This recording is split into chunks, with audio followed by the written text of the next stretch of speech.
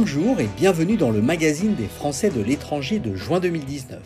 Au sommaire ce mois-ci, les résultats de l'étude ECA International portant sur le coût de vie dans les villes du monde entier, l'index des Smart Cities, les boursiers d'excellence major à l'honneur le 17 juin.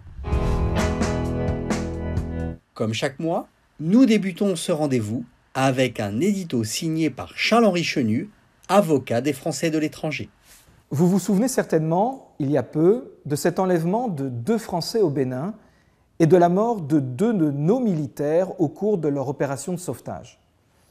Emmanuel Macron, à l'époque, après l'émotion suscitée, avait demandé à ce que les professionnels du tourisme se réunissent rapidement avec le Quai d'Orsay pour mieux garantir la sécurité liée au déplacement des Français à l'étranger, mais aussi pour mieux prévenir les risques encourus. Alors, c'est aujourd'hui chose faite. Il y a 4 jours, le secrétaire d'État auprès du ministre des Affaires étrangères a travaillé sur ces thématiques avec l'ensemble des opérateurs du tourisme et les services de l'État. En réalité, le centre de crise du Quai d'Orsay dispose déjà de 2 instruments d'information assez performants. Il est bon de l'utiliser. Le premier instrument est le conseil aux voyageurs. Consultez-le.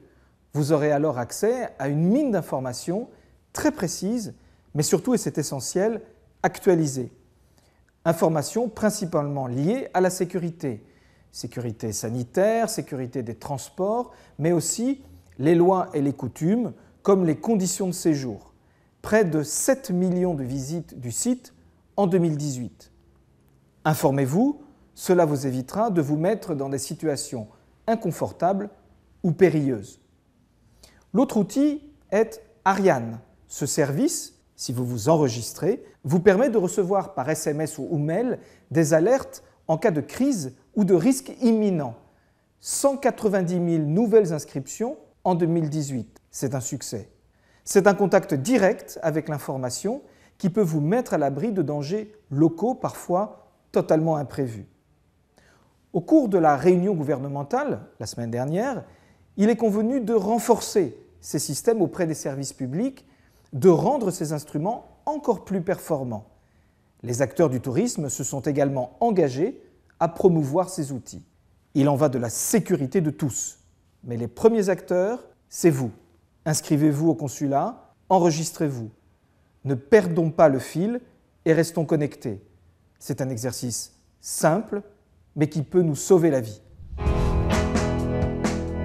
Comme chaque année, ECA International a publié les résultats de son étude sur le coût de vie.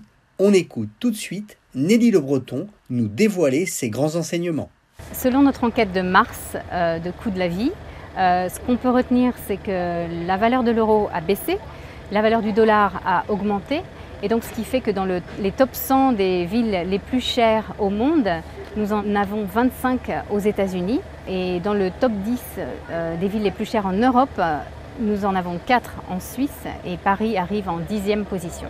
La ville la plus chère au monde est Ashgabat au Turkménistan, et cela est dû à une hyperinflation et à une forte dévaluation de la monnaie. Dans les colonnes des EcoStart, une autre étude, baptisée quant à elle Cities in Motion, réalisée par l'IESE, une business school espagnole, se propose de nous présenter le classement des 174 villes les plus durables et intelligentes du monde. Cet index 2019, réalisé à partir d'une centaine de critères comme l'environnement, le capital humain, la cohésion sociale, mobilité et transport, aménagement urbain, économie, rayonnement international, gouvernance, technologie, révèle que Londres, New York, Amsterdam et Paris occupent les premières places au palmarès. Le 17 juin, au Quai d'Orsay, a eu lieu la cérémonie en l'honneur des boursiers Excellence Major. Cette cérémonie permet de féliciter les meilleurs étudiants étrangers issus des lycées français du monde ayant bénéficié d'une bourse pour suivre des études supérieures de haut niveau en France. Une occasion pour les talent managers des entreprises françaises présentes à l'international de rencontrer ces profils d'excellence, biculturels et polyglottes. Tout de suite, un sujet réalisé par News21.tv.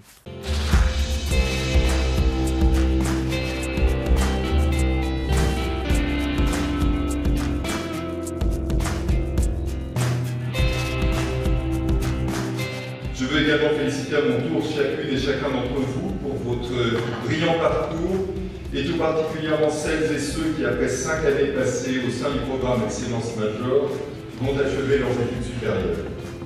Cette cérémonie marque une nouvelle étape importante pour vous, la fin d'un long parcours de formation qui, pour la plupart d'entre vous, a commencé dans une maternelle d'un lycée français de l'un des 496 établissements français dans le monde.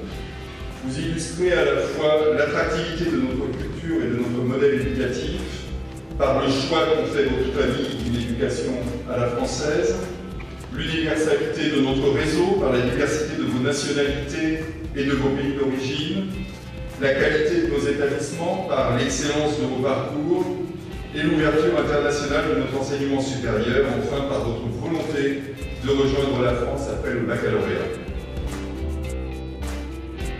On est très heureux de vous accueillir ici, au Quai d'Orsay, cette maison de la France, cette maison de la France qui rayonne.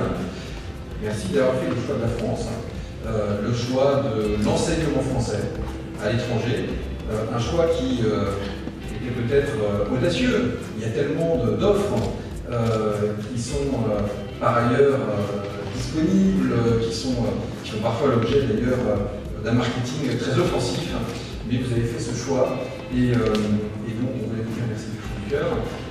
Rendez-vous dans 10 ans, je suis persuadé qu'on sera encore très très fiers de ce que vous avez réalisé, de ce que vous avez apporté, peut-être à la France, mais ce qui est sûr à l'humanité.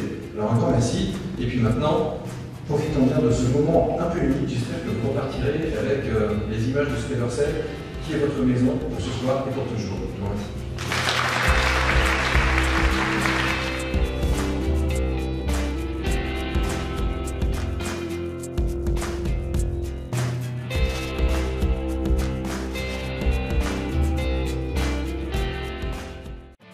Merci de nous avoir suivis et rendez-vous le mois prochain.